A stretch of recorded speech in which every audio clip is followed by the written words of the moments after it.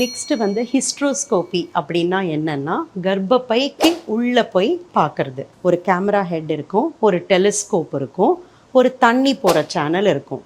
கர்ப்பப்பைக்குள்ளே போய் பார்க்கணுன்னா நம்ம வந்து கர்ப்பப்பை மூடி இருக்கும் இல்லையா, நம்ம அதுக்குள்ளே தண்ணி போட்டால் தான் அது விரிவடையும். ஒரு மீடியம் வேணும் நம்மளுக்கு. அந்த கர்ப்பப்பையை மெதுவாக டிஸ்டன்ட் பண்ணுவோம். டிஸ்டன்ட் பண்ணால் கர்ப்பப்பை உள்ளே இருக்கிறதெல்லாம் நம்மளுக்கு கிளியராக தெரியும்.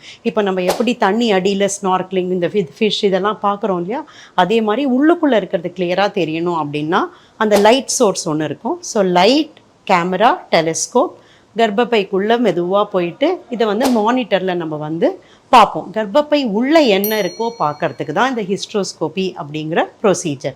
உங்களுக்கு ஏதாவது சத வளர்ச்சியோ, ப்ளீடிங் எக்ஸசிவாவோ, பயாப்சி எடுக்கணுன்னாலோ இந்த ஹிஸ்ட்ரோஸ்கோபி பண்ணி அதை பண்ணுவோம். நான் சொன்ன மாதிரி முன்னாடியும் நான் பேசியிருக்கேன் வீடியோவில்.